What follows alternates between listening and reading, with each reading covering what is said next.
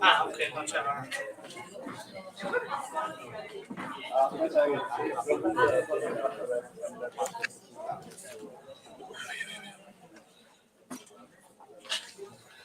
Sassa Prova è una delle canzoni più famose di tutta la discografia italiana. Quindi il microfono funziona, perfetto. Buon pomeriggio a tutti. Indietro. Così, va bene? Meglio? Buon pomeriggio a tutti. Oggi apriamo la sessione pomeridiana di questa quinta edizione di Strangius, il festival di letteratura autobiografica della nostra spettacolare comunità. Grazie a tutti presenti, grazie a tutti coloro che si sono dati e si stanno dando e si daranno un grande affare oggi e nei prossimi giorni, alla direzione che ha curato anche nel corso dei mesi tutto il programma, agli sponsor, insomma a tutti quanti coloro che a vario titolo contribuiscono a questo bell'evento. Quest'estate non ci siamo prodigati in tantissime iniziative direttamente promosse dall'amministrazione di tipo culturale, di spettacolo, di cinema, di musica o altro. Abbiamo atteso l'inizio di questa iniziativa che in questa occasione, in questa quinta edizione, è al suo apice, chiaramente un apice che l'anno prossimo dovrà essere ulteriormente superato e alzato, però sono e siamo tutti sicuri che si riuscirà a fare sempre di più, sempre di meglio. Questa presentazione di stasera con Pap Kuma parte con un tema specifico. Il tema di questa edizione, come sapete tutti, è rifiuti, ricchezza o danno. Questa specifica serata è dedicata ai colori del rifiuto.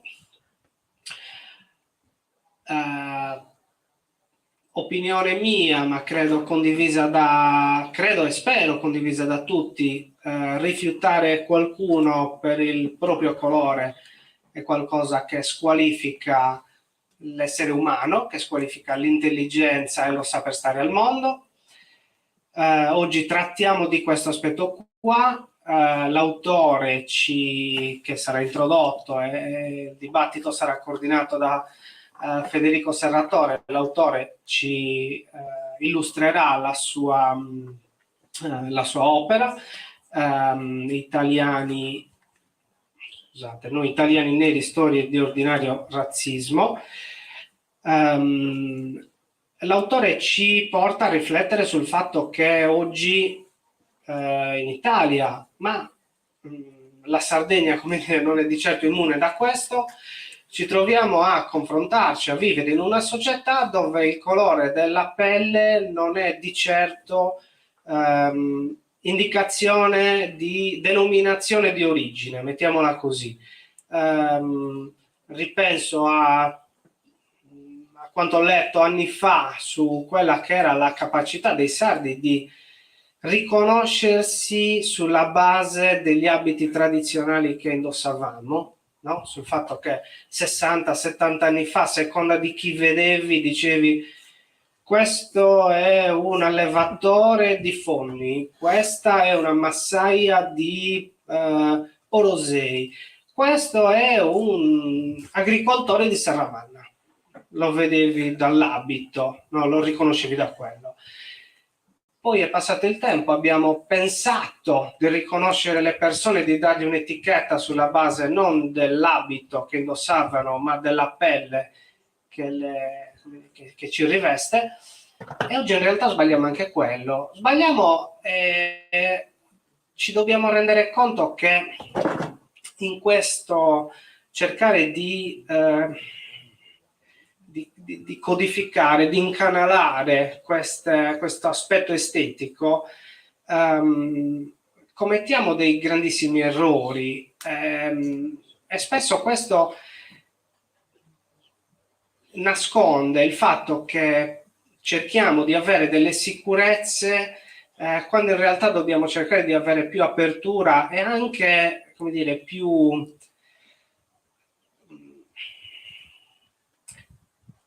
novità, più suggestioni, più voglia di scoprire.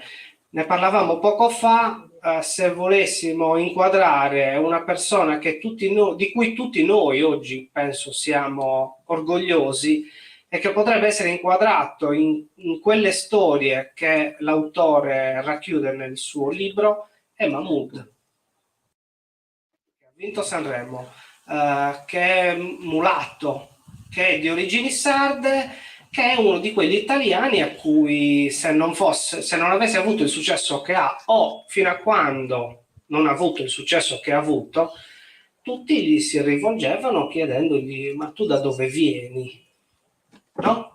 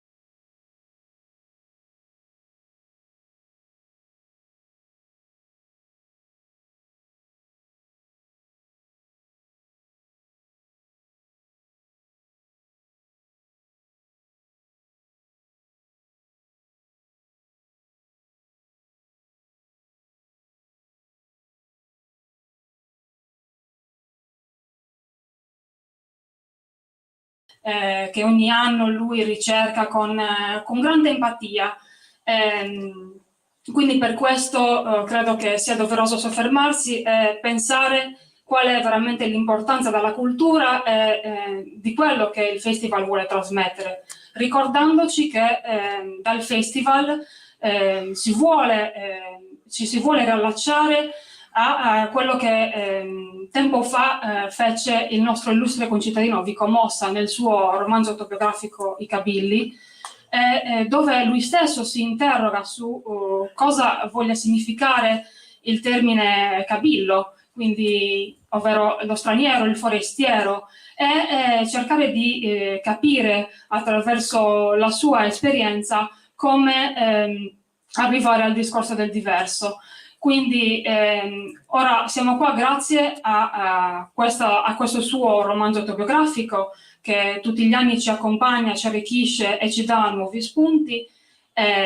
Quindi penso che sia arrivato il momento ancora una volta di rendere grazie soprattutto alla sua autobiografia e non voglio rubarvi molto tempo e ne approfitto semplicemente per ricordarvi che da quest'anno sono state reintrodotte delle iniziative che purtroppo nel corso delle precedenti edizioni non sono state possibili, come l'intervento e i dialoghi dei nostri ospiti anche nelle scuole di ogni ordine e grado, come per esempio le attività di laboratorio che già a partire dalla mattina di ieri hanno visto coinvolte le realtà delle scuole dell'infanzia, ma ancora oggi le scuole secondarie, fino ad arrivare a coinvolgere anche quelle che sono le realtà del CPA2 che fanno comunque parte della realtà serramannese, appunto. Questo è molto importante perché io, a nome di tutta la lo staff. Ci tengo a precisare che questo festival, mosso chiaramente grazie al patrocinio del Comune di Serramanna, ma anche dell'Associazione Nazionale della Città della Terra Cruda, è possibile promuovere, coltivare con grande sinergia questo festival grazie all'aiuto di tutte quelle realtà associazionistiche che convivono insieme a noi durante queste 5 giornate, ma non solo. Nel corso della prima giornata, che come diceva Gabriele avrà come titolo i colori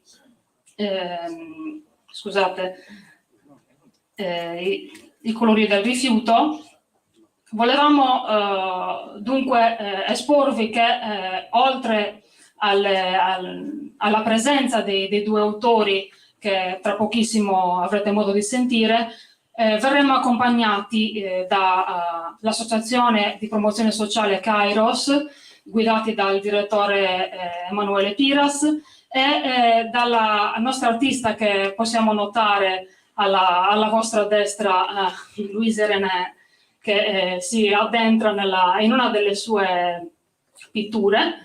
Niente, ora io lascio semplicemente la voce al direttore Emanuele con il suo coro e vi ringrazio. Buona serata e buon proseguimento.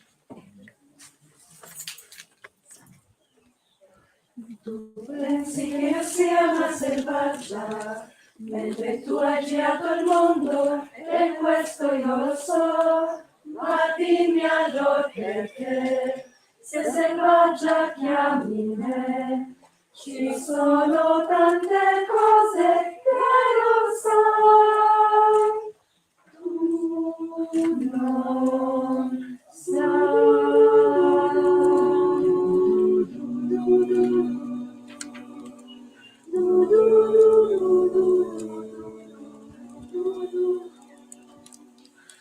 Credi che ogni cosa ti appartenga, per ogni paese dove vai, ma sappi invece che ogni cosa al mondo come te ha uno spirito fedele. Tu credi che sia giusto in questo mondo pensare e comportarsi come te, ma solo se difenderai la vita scoprirai le tante cose che non sai. Hai sentito il lupo che urla la luna blu? Che sai tu della lince che ne sai? Sai cantare come cantano le montagne, pitturare con il vento i suoi colori, riscoprendo un po' d'amore nel tuo cuore.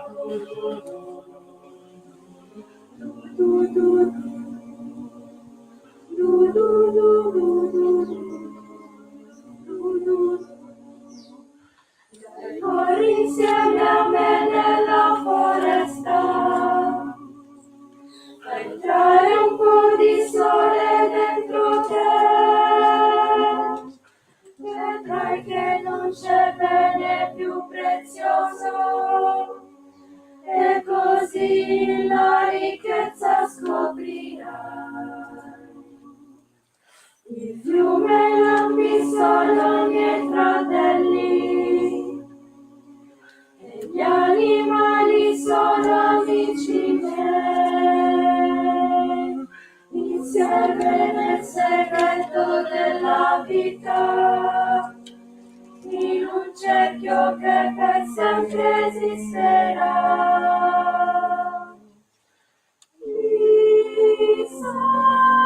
Solita cose, se la fermerai, neanche tu saprai. E non sentirai quel lupo il suo pregare mai, almeno fino a che non lo vorrai. Non distingue dal colore della pelle, e una vita in ogni cosa scoprirai, e la terra sembrerà solo terra finché tu con il vento non dipingerai.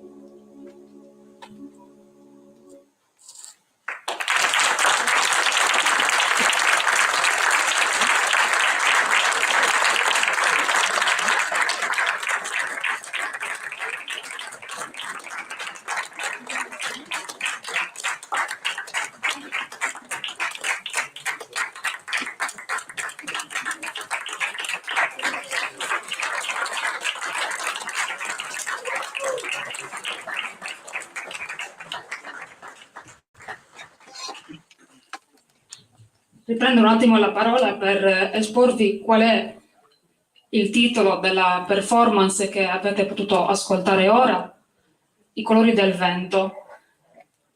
Tra non molto vi condurrò alle parole di Papu Ma, coordinato da Federico Serratore, un nostro ormai membro dell'equipaggio Strangius dall'anno scorso, è riconfermatissimo, per quale cederò a breve la parola.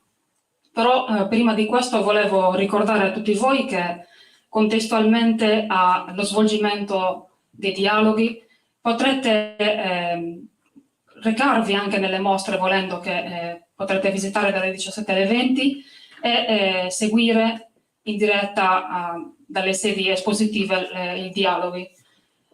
Questo potete farlo sia chiaramente seguendoci dalle mostre, ma anche nel caso siate impossibilitati seguendoci in diretta streaming attraverso i canali social Facebook, Instagram e YouTube, grazie al prezioso supporto che ogni anno ci donano Luca, Davide, Alex e la nostra addetta alla comunicazione Deborah. Quindi credo che anche a loro vada un grande grazie.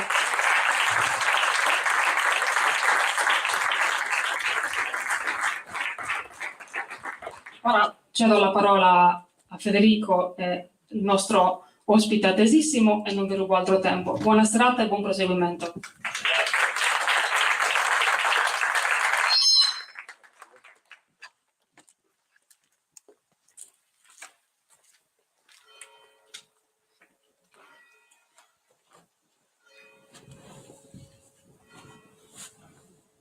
Mi sentite? Sì? Buonasera a tutti, grazie per la partecipazione. Un primissimo grazie a te, Pap, perché in questo... Insomma, più vicino? Più in alto, più lontano. Così? Appena più lontano. Così? Più esterno. Così? Va meglio? Sì. Dicevo, un grazie a te, un grazie a te perché in questo viaggio, da questa lettura, in cui racconti la voce di tanti neri italiani, neri immigrati, trovati, mi hai fatto veramente immedesimare, entrare e vivere davvero quasi sulla mia pelle tutte quelle vessazioni che vengono citate nel libro. E per un attimo davvero rabbrividito, mi sono sentito umiliato, ingiuriato, con i lividi addosso. E la prima sensazione è stata quella di paura, voglia di scappare e di rifiutare il colore della pelle, per poi invece sempre di più durante il corso del libro a sentirmi fiero e voler insomma raccontare a voce sempre più alta questa mia fierezza. Partiamo insomma da alcune considerazioni del libro e la prima cosa, la più scioccante è stata proprio l'inizio, in cui viene citata la sentenza di un giudice della Corte di Cassazione Penale, che mi ha sorpreso, perché uno pensa, no, ai giudici la somma conoscenza della legge, quindi la massima autorità che possiamo, no, immaginare nello scenario civico del nostro Stato. E quindi pensare a quel giudice terzo imparziale, almeno così dovrebbe essere secondo la Carta dei diritti fondamentali, la Convenzione europea dei diritti dell'uomo, è stato il primo invece a misurarsi con un giudizio, quasi a dover giustificare le azioni commesse da alcune persone. Quindi inizierei proprio con la lettura. L'espressione sporco negro, pronunciata da un uomo di 25 anni, mentre, insieme ai suoi complici, massacrano di botte 2 donne nere, provocando loro serie lesioni, non denota di per sé l'intento discriminatorio e razzista di chi la pronuncia, perché potrebbe anche essere una meno grave manifestazione di generica antipatia, insofferenza o rifiuto per chi appartiene a una razza diversa. Da qua sono ovviamente iniziati i brividi, no? Intanto perché si parla ancora di razza, e quindi partirei proprio da questo tema, dal perché si voglia sempre etichettare qualcuno prevedendo una superiorità, una presunta superiorità che in realtà ovviamente non esiste. Quindi lascerei a te con la parola per poter esprimere le tue considerazioni. Buonasera a tutti. Sono onorato di essere qua e di aprire questa maratona letteraria che seguirà nei prossimi giorni. Sono onorato di essere qui a Serra Manna, quindi ringrazio gli abitanti di Serra Manna, il sindaco che è intervenuto, gli organizzatori di questo festival Strangius. Poi sulla parola Strangius abbiamo delle cose da dire sulla parola razza, ma anche sulla parola anche Strangius, straniero. Conosco più o meno la Sardegna perché ci vengo da anni, ecco. In agosto ero qua vicino, in agosto, tra Cagliari, Capitania e Villa Simios. Ho girato un po' le isole d'intorno, quindi un'isola che mi piace molto, ecco. Quando fu chiamato da Giuseppe, che mi cercava ovunque e non mi trovava per invitarmi, quando ci siamo sentiti ero in Sardegna, ecco. Lui mi cercava ovunque mentre io ero qua, quindi ci siamo ritrovati. Sulla parola razza, partendo da quella frase del giudice, c'è anche l'anno, il giorno, credo, in cui è stato pronunciato. 2005, dicembre 2005. Che è stato pronunciato, perché il libro è stato scritto nel 2010, poi dopo ripubblicato recentemente questo libro. Quando ci fu questa sentenza, non ci furono neanche delle proteste, ecco, passò quasi sotto osservazione questo giudice che parlava che chi picchia, quando due ragazzi bianchi picchiano, no, più di due ragazzi bianchi, comunque aggrediscono due donne nere dicendo sporca negra, lui dice ma questo non è razzismo, no? Punto e basta. Allora il libro parte da lì, ma il libro parte anche dal nostro punto di vista, perché io fui aggredito a Milano, nel cuore di Milano, e uso anche questa storia per chiamare dei ragazzi nati, cresciuti qui, a testimoniare davanti a un tribunale che ho inventato dentro questo romanzo o docu-fiction, perché una parte è fiction, una parte è pura realtà. Io fui aggredito da controllori a Milano mentre camminavo sul marciapiede e loro scesero da un tram e mi chiesero il biglietto. Io stavo passando dove c'è la fermata, le fermate dei tram sono sui marciapiedi. Quindi abbiamo iniziato un po' a litigare e questo gli ho detto ma perché devo fare un biglietto se sono un pedone? E mi dicono siamo a casa nostra e facciamo quello che vogliamo in casa nostra. E io cortesemente li mandai a fanculo.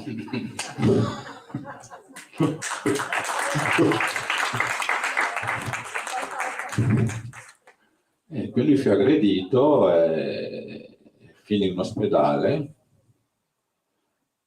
poi 10 anni di tribunali, 10 anni di tribunali, poi alla fine il libro è uscito, non era ancora finito, però come è finito questa storia?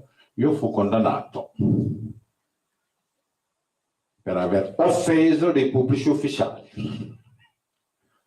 Ecco, quindi c'è questo storia dentro il libro. Tornando alla parola razza, le razze umane non esistono. È stato dimostrato scientificamente, anche da scienziati italiani, emigrati in America. Il nome nel libro, forse il professore Cavalli ha due nomi, e il figlio, che sul discorso del DNA hanno scoperto che le razze umane non esistono, scientificamente non esistono. Ecco, le razze umane. Quindi io nel libro dice, ma c'è questo giudice che confonde razza e colore. Ecco, sono cose diverse. Qui si è confuso negli anni 30 razza e religione. È stato confuso e sappiamo che fine hanno fatto gli ebrei che erano definiti un'altra razza. Quindi c'è la razza umana, punto e basta. L'unica razza è quella umana. Però uno può dire, ma allora se le razze non esistono, allora non esiste il razzismo, allora. Perché le razze non esistono, come la mettiamo? Ecco quel discorso di dire, allora perché parliamo di razzismo? Ahimè, abbiamo talmente abusato di questo termine che poi dopo sono nati altre definizioni che partono dall'idea del razzismo, di quello che noi chiamiamo il razzismo, no? Quando una persona banalmente viene discriminata, non ho detto un nero, ho detto una persona, un essere umano viene discriminato per le origini, per la lingua che parla, per il colore della pelle, a questo punto dobbiamo usare questo termine per farci capire. E questo è il discorso ecco, della razza, che è un discorso molto pericoloso. E io nel libro, mi fermo qua perché io quando inizio a parlare vado avanti, perché il mio cognome Kuma significa parola, quindi Ti devi interrompere. mi dico la parola, poi torniamo. Ecco. Grazie ovviamente per l'intervento.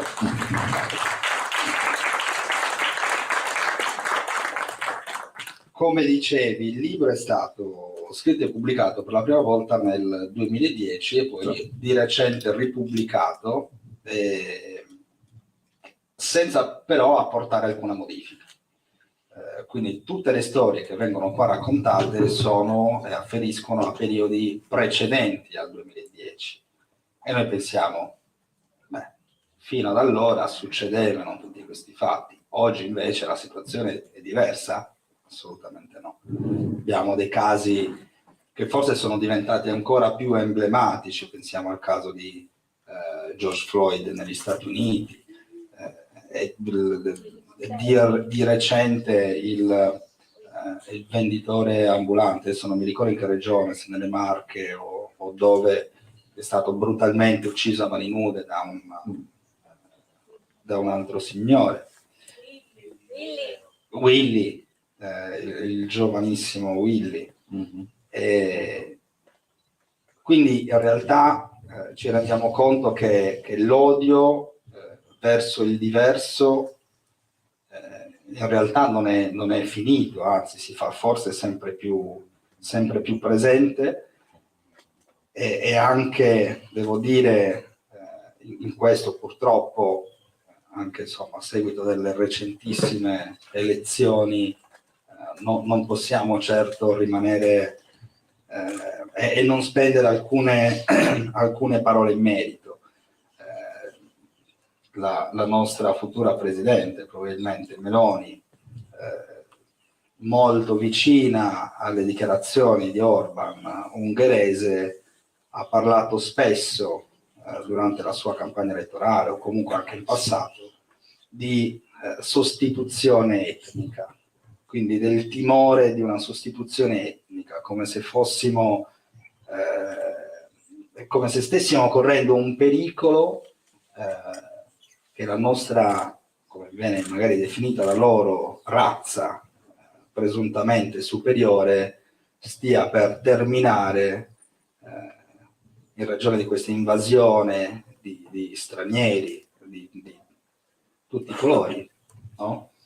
E questo credo che sia veramente molto preoccupante anche poi per tutta la situazione che cittadini, o meglio non cittadini ancora a tutti gli effetti, italiani, neri, cinesi e di qualsiasi altra nazione non riescono ancora ad ottenere per via della mancanza di normative che riescano a cristallizzare questa loro appartenenza alla cittadinanza italiana.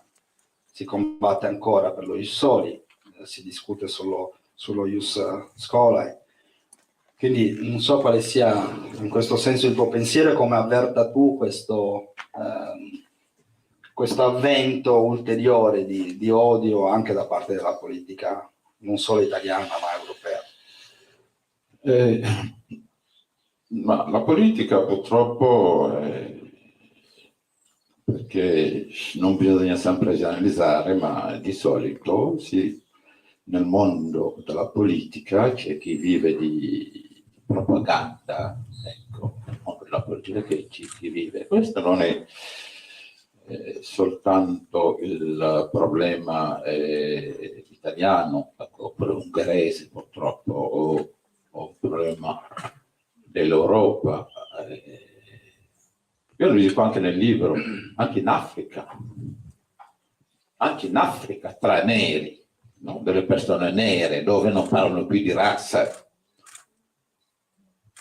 ma troviamo comunque il modo, no? Se vogliamo discriminare, lo troviamo, se vogliamo discriminare, lo troviamo in quel modo. Se non il colore della pelle è l'appartenenza cosiddetta etnica, andiamo a cercarlo lì, se non è lì, andiamo a cercarlo sulla differenza di genere. Quindi purtroppo noi esseri umani, e soprattutto noi maschi,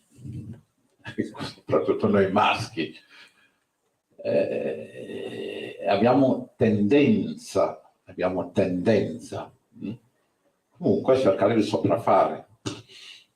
Racconto nel libro una cosa che non piace, per esempio, ai senegalesi. Per esempio, io arrivo da un paese, sono nato in un paese dove i confini sono stati tracciati così a tavolino durante la conferenza di Berlino nel 1884-85 dalle potenze europee dell'epoca, inglese, francesi, gli italiani erano presenti, i tedeschi ma furono fregati, per semplificare, no? Soprattutto dei francesi e degli inglesi. Quindi così, questa è la carta dell'Africa, io prendo questo, tu prendi questo. Quindi hanno divisi i popoli, hanno divisi villaggi. E che cosa è successo? Attualmente, che il Senegal, che è un paese stabile politicamente, è uno dei paesi più stabili dell'Africa. Quindi il Senegal attira tantissimi immigrati dai paesi vicini. Il problema di alcuni senegalesi sono gli immigrati che arrivano da un paese vicino alla Guinea, la Guinea Conakry. Soprattutto un'etnia particolare, dico anche il nome, si chiamano Peul. Quell'etnia non è amata, perché? Perché dicono, no, perché fanno i lavori che nessuno vuole fare, il solito discorso, che nessuno vuole fare, vivono in tantissimi, risparmiano, quindi diventano antipatici. Però la cosa assurda è che metà della popolazione senegalese appartiene alle stesse etnie che ritroviamo in Guinea. Però dobbiamo, come facciamo a discriminare la stessa etnia se anche il presidente del Senegal, del Gambia, fa parte di queste etnie? È semplice, li chiamiamo i Peul della Guinea. Una volta che abbiamo detto che sono i Peul della Guinea, allora a questo punto troviamo il modo, per discriminare. E qui l'abbiamo visto anche queste cose, anche prima dell'arrivo dei senegalesi, dei marocchini, almeno in Lombardia, era discriminato chi arrivava del sud. Chi arrivava del sud dell'Europa, parlo dell'Italia, che arrivava dal meridione e veniva discriminato. Io mi ricordo nell'84 abitavo in un paese tra Milano e Bergamo, un paesino nell'84, la gente gli amici che avevamo italiani ci dicevano non entrate in questo bar, voi all'epoca eravamo in pochi, quindi c'era la curiosità, un sacco di cose, eravamo in pochissimi. Gli amici che avevamo ci dicevano questo bar voi non dovete entrare, perché? Perché sono terroni. Ma noi non capivamo neanche la differenza tra un terrone e un non terrone, non lo potevamo neanche capire. Quindi quando vogliamo discriminare, purtroppo, no? Noi troviamo mille scuse per farle, queste discriminazioni. Non è per giustificare, dico queste cose. Ritornando anche, questi sono dei temi che affronto nel libro, no? Anche sul discorso delle razze, del colore della pelle, no? Io cito un esempio: quando la squadra di Verona, che vuole prendere un calciatore a Verona negli anni 80, olandese, nero, che si chiamava Aaron Winter, era nero, si chiamava Aaron Winter. I tifosi bruciarono un manichino nero sugli spalti per dire ai dirigenti che noi non vogliamo un calciatore nero ebreo perché si chiama Aaron. Non era neanche ebreo, però si chiama Aaron, allora un nero ebreo non lo vogliamo. A Verona. Il santo protettore di Verona è un negro. San Zeno è negro, scusatemi se uso questo termine, ma come tu puoi venerare un santo con la pelle nera? Perché quando muori tu preghi questo santo per andare in paradiso, ma bruci un manichino perché dice non voglio il calciatore nero. Ecco, questa è l'assurdità quando è tirato fuori queste cose, no? E io vado a Verona e lo dico, e la gente non è contenta quando dico queste cose, ma no? Quindi non andiamo neanche, se ci va alla cattedrale lì al basilico di Verona, che il santo è così, è nero, come lo San Maurizio. San Maurizio nelle chiese tedesche era nera ancora prima del nazismo. Quando c'è stato il nazismo, è stato sbiancato.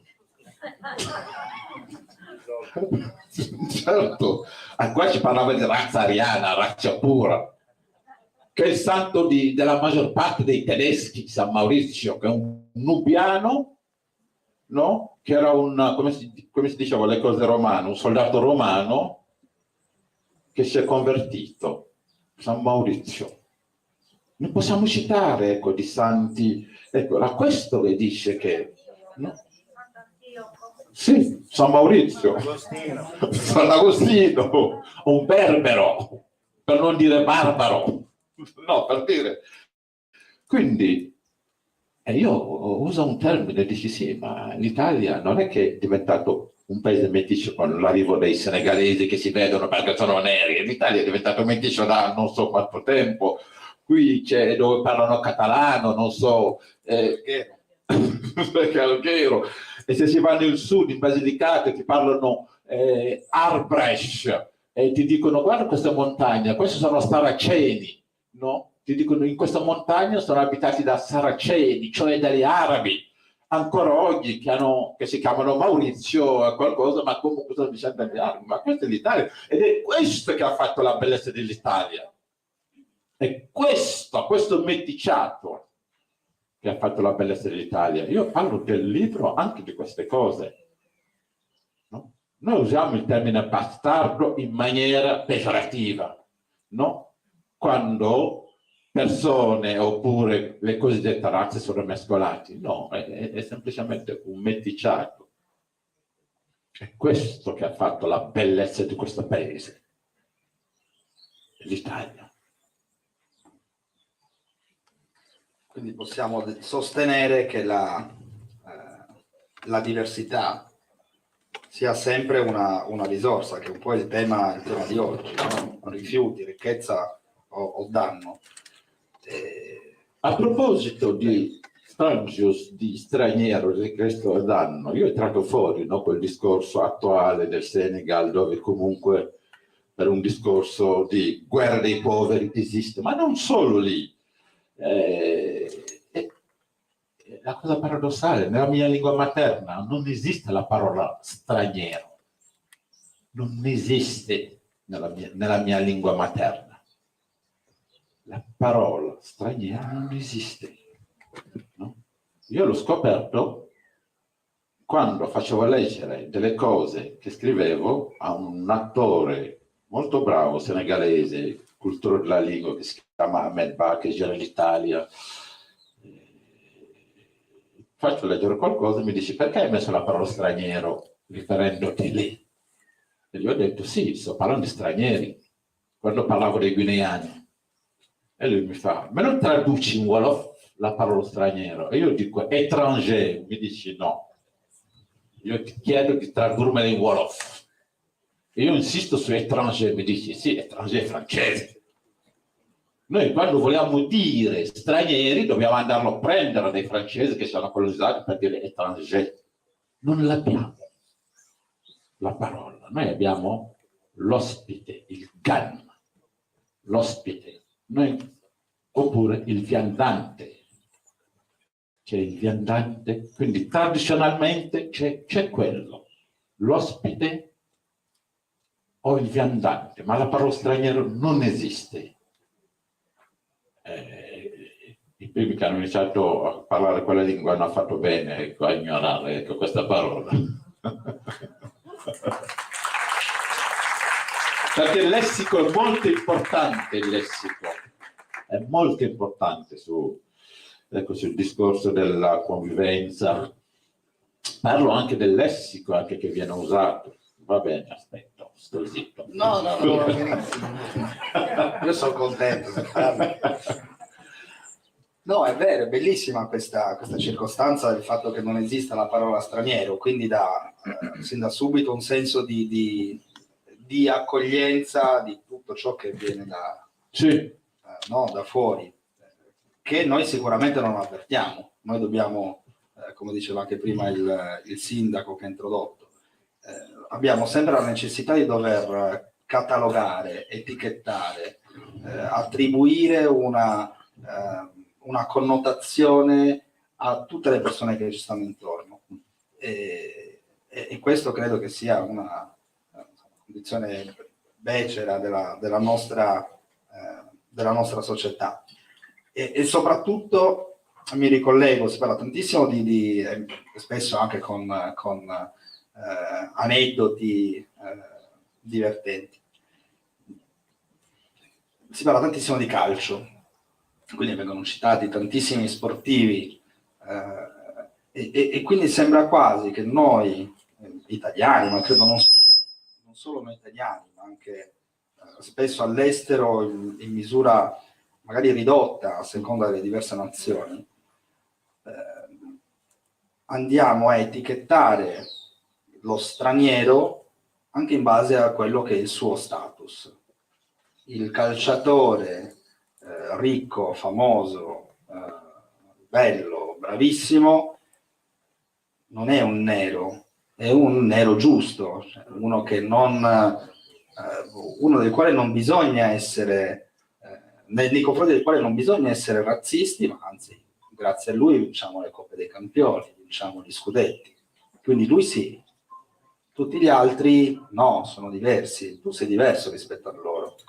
Si parla di grandissimi calciatori degli anni '80, dai vari Gullit e Rijkaard del famoso Milan, no? A quelli più attuali, si parla tantissimo di Balotelli, che è un po' il personaggio centrale del libro. Non so se poi hai avuto modo di incontrarlo e di conoscerlo. È vero che è un po' arrogante Balotelli, come calciatore. Poi tu sei milanista, quindi io sono interista, quindi non andiamo d'accordo. Però anche mio figlio purtroppo è interista. Bravo purtroppo. Però sì, sembra quasi che bisogna ricondurre, o meglio, le persone variano la propria opinione sulle proprie convinzioni sociali in base anche a quello che è lo status delle persone. Cosa ne pensi? Il libro doveva essere su Balotelli. Perché doveva essere su Balotelli? Perché all'epoca ci fu uno striscione, ci doveva essere la Coppa d'Africa, Coppa del Mondo in Africa, in Sudafrica. Balotelli stava nel pieno della sua potenza calcistica. A Torino, allo stadio, ci fu uno striscione dove c'era scritto che Balotelli non poteva andare in nazionale perché un negro non può essere italiano. C'era lo striscione.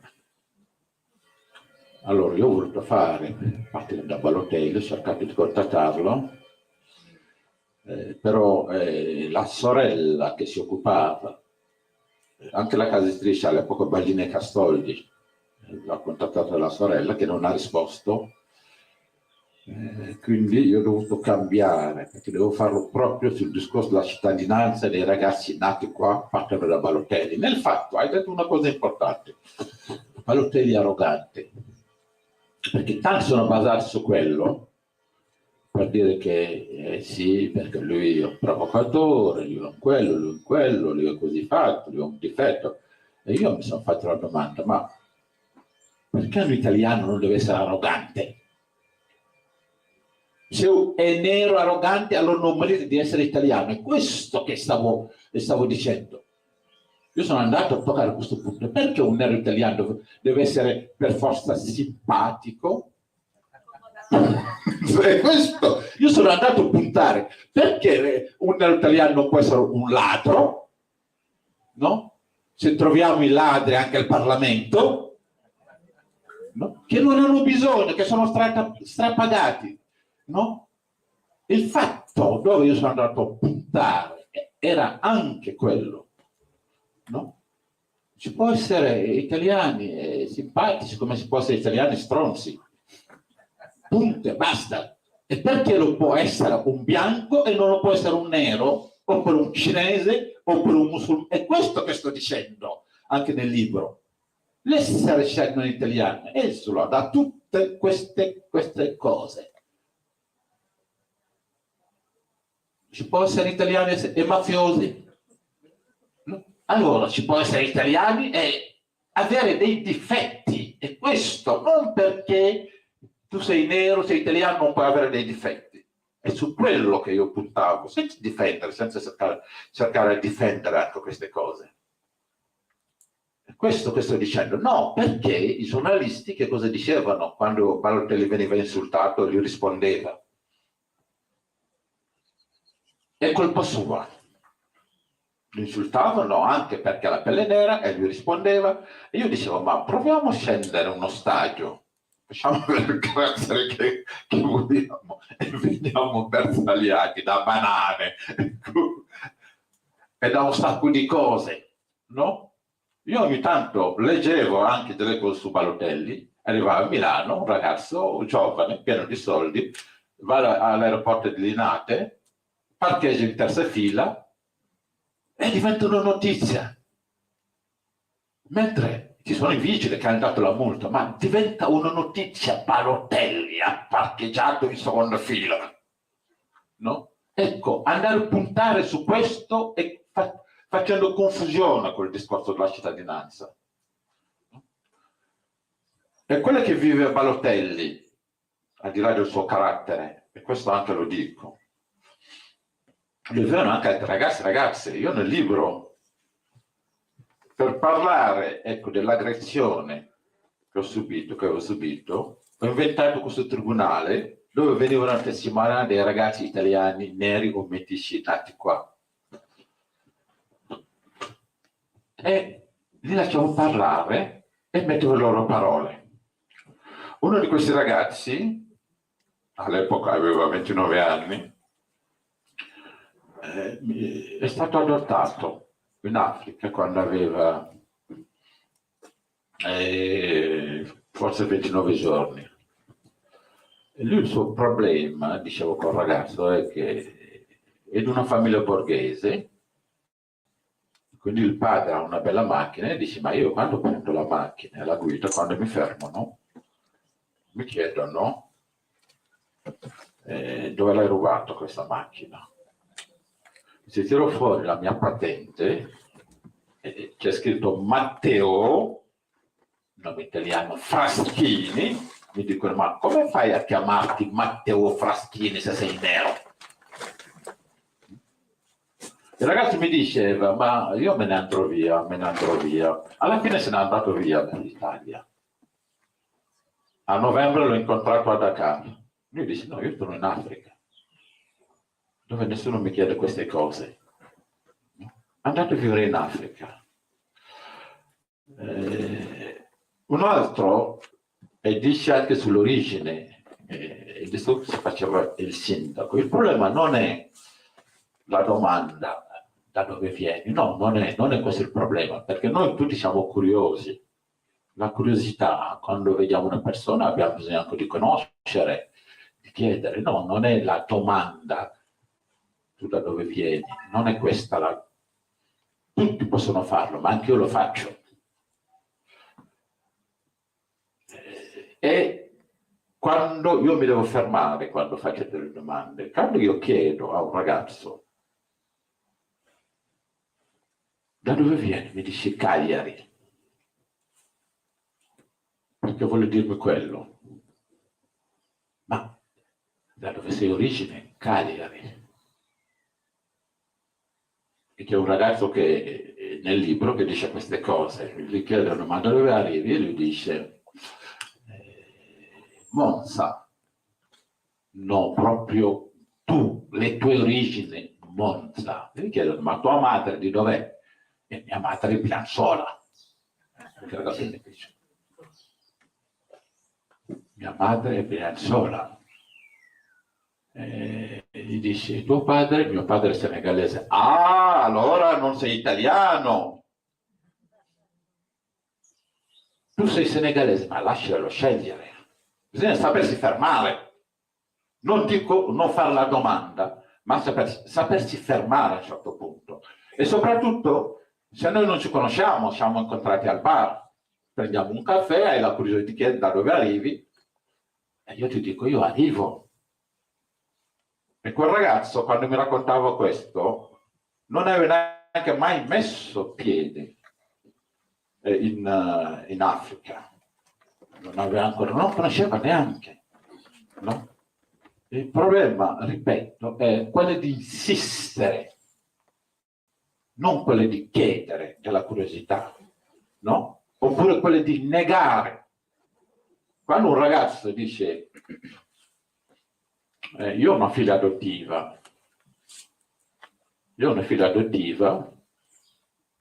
lei, nata e cresciuta a Milano, ma quando gli chiedono il suo primo viaggio all'estero è stato la Sardegna, scusatemi, era una battuta. Era una battuta!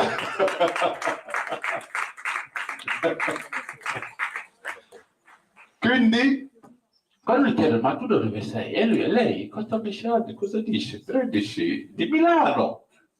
Ma se io sono un adulto, lui è una bambina, mi dice Milano, io dico no, non può essere. Col fatto di negare, di dire a una bambina, no, non può essere, tu non puoi essere di Milano. Quando lo dice un adulto, ma che cosa costa un adulto? No?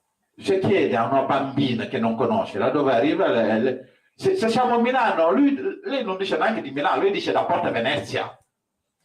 Perché siamo già a Milano. Arrivo da Porta Venezia. Ma col fatto, no? E i ragazzi ne soffrono molto, ecco, di quello. Di fatto di dirgli, no? No, tu non puoi essere quello. No. Ci possono essere due cose, ci possono essere tre cose. C'è un sociologo, si chiama Abdelmalek Sayed, che ha fatto un libro negli anni 90, credo, inizio 90, sulla doppia assenza, che parla della doppia assenza, un bellissimo libro, poi alla fine certe cose le ho contestate, poi dico perché. Però lì parla degli immigrati, no? Perché che problema hanno questi immigrati? Noi, Kuma, che io mi ritengo ibrido, perché ho vissuto in Italia quasi 40 anni. In Senegal ho vissuto 22 anni e tutto il 40 qualcosa l'ho vissuto qua in Italia. Conosco meglio l'Italia dal Senegal perché i paesi cambiano.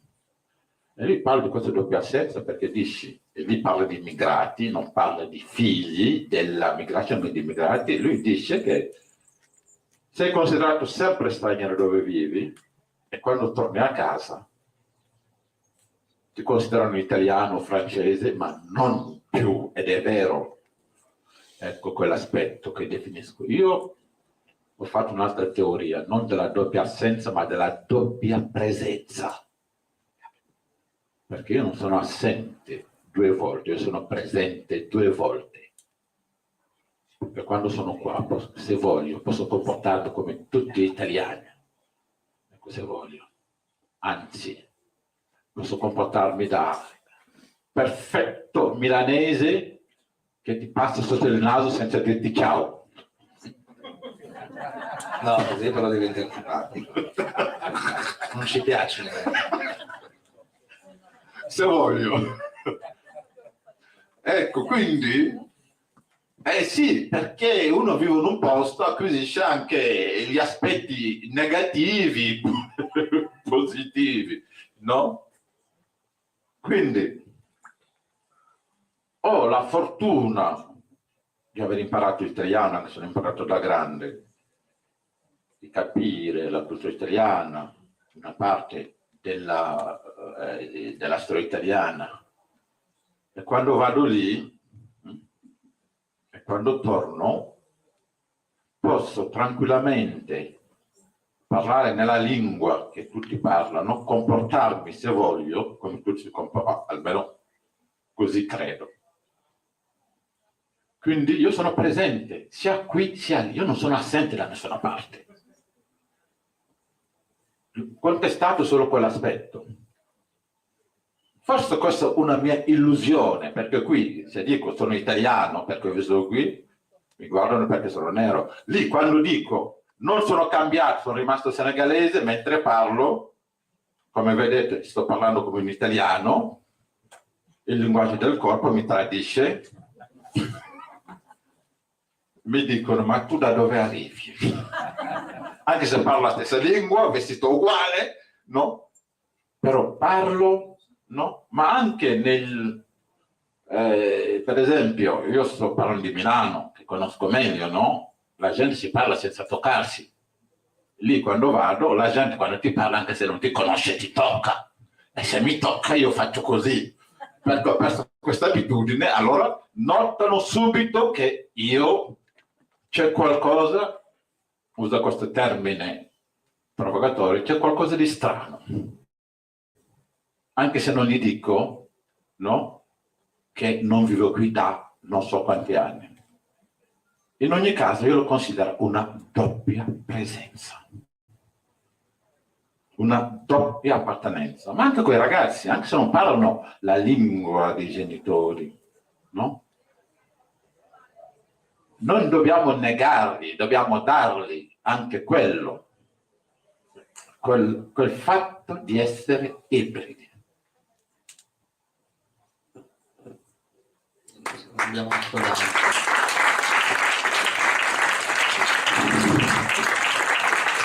Quindi il libro affronta questi temi, questi aspetti e si conclude anche in un aspetto. Quando io parlo anche di razzismo, io dico, ma l'Italia è il paese in cui che manda all'estero pure dei volontari, no?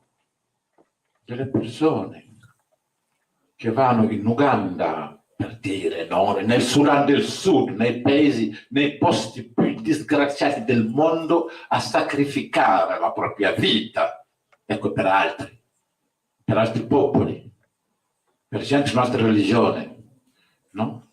È un popolo, da quello che ho visto, scusatemi la generalizzazione, no? Ma se andiamo a vedere, non dicono non soltanto il dottore, come si chiama, quello di Emergency, no, per dire sul piano laico, sì, Genostrada, ma anche sul piano religioso, al di là del portare la religione e altro, no? Ma si trovano italiani, no? In giro per il mondo, in Asia, no? Nei posti più disgraziati delle persone, no? Pronti a sacrificare la propria vita senza essere costretti. E questo si trova in Italia. Quindi io quando parlo di razzismo ritorno al discorso di Martin Luther King, quando anche in America Martin Luther King che diceva che non mi spaventa, più o meno dice così, l'urlo dei cattivi, diceva, ma io temo il silenzio dei buoni. E in Italia i buoni sono la maggioranza, silenti.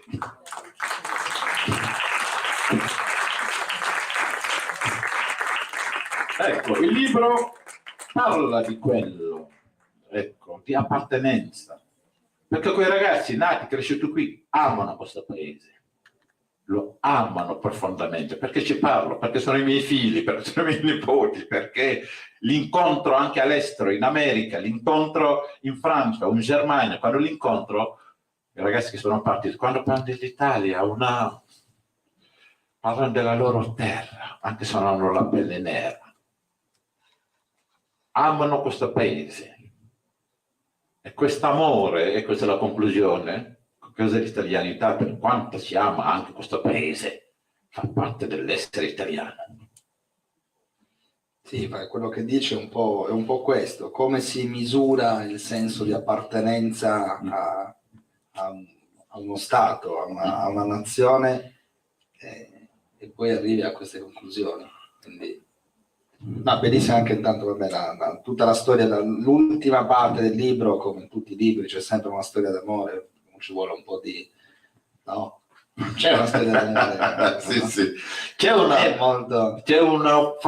molto vissuta. Sì, c'è una storia molto forte di storia d'amore di questo italiano ebreo, però questo è un po' finzione, perché ho preso dei vicini di casa, perché ho dei vicini di casa che è una coppia, lui italiano, lei senegalese, allora ho fatto diventare lui ebreo. Ecco il mio romanzo, lo faccio vedere ebreo. E racconto questa storia di Paolo Gioppa, che è il figlio, no? Ecco, di questa coppia che viene a vivere in Italia, che voleva fare il calciatore, poi non è riuscito a fare il calciatore. Quindi c'è questa storia, ecco, d'amore nata negli anni 50, che è anche nel libro, ecco, fino alla fine. Quindi io non sono il protagonista, ho raccontato le mie storie, ma non sono il protagonista è stato inventato, si chiama Paolo Gioppa. Credo che purtroppo abbiamo finito il nostro tempo a disposizione. Non so se vuoi concludere con una frase d'effetto. È un po' Ma non lo so, se qualcuno vuole, non so se c'è sì, tempo magari di... qualcuno che vuole fare qualche domanda all'autore, ovviamente. Non...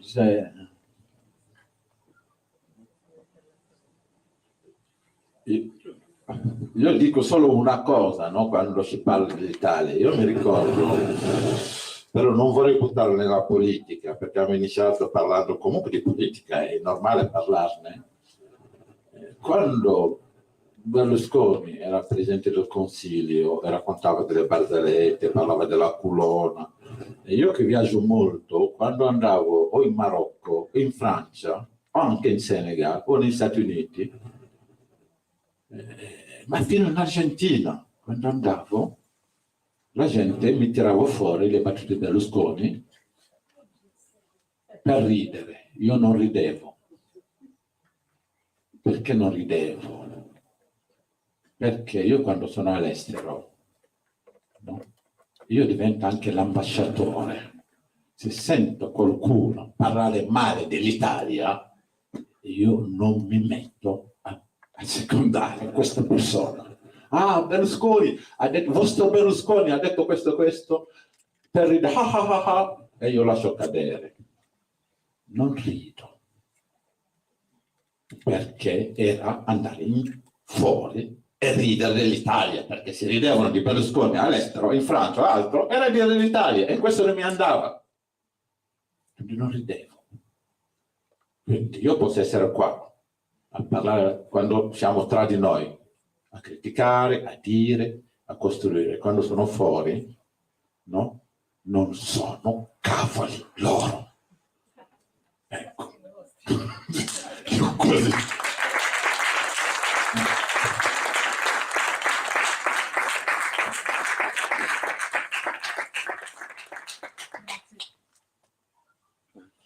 Grazie Papà, grazie Federico. Parole di grande valore su cui tutti dovremmo soffermarci, perché penso che appunto i colori non facciano il limite né di una personalità e né tantomeno dei confini territoriali. Grazie. Ora invito ai ragazzi dell'Associazione Tradizioni Popolari a consegnare un piccolo pensiero sia al nostro autore che al coordinatore. Grazie. Grazie, grazie.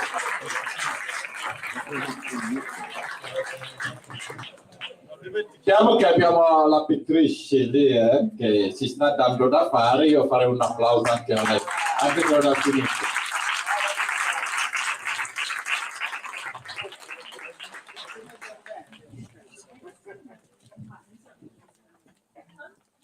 Ora riaccolgo nuovamente i coristi di Kairos che si accingeranno a cantare ben 2 brani, il primo Waiting the Waiter e a seguire Evening Rise.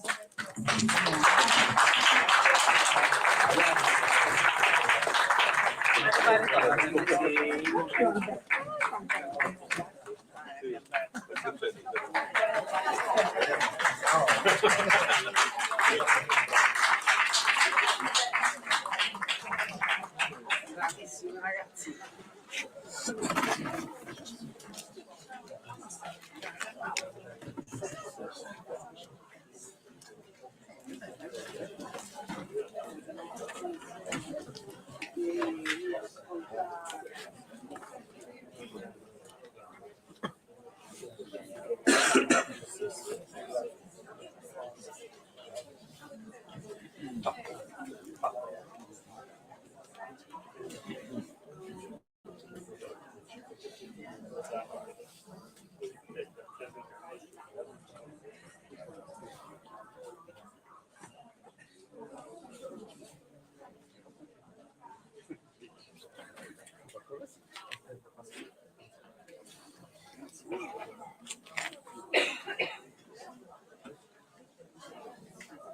Wade in the water, wade in the water, wade in the water, wade in the water, wade in the water, wade in the water, wade in the water, wade in the water, wade in the water, wade in the water, children, wade in the water. Don't go to trouble the water. Sometimes I feel like a mother child. Sometimes I feel like a mother child. Sometimes I feel like a mother child. Don't go to trouble. Sometimes I feel like a mother child. Sometimes I feel like a mother child. Sometimes I feel like a mother's child, a long way from home. Sometimes I feel like a mother's child. When I sometimes I feel like a mother's child. Sometimes I feel like a mother's child.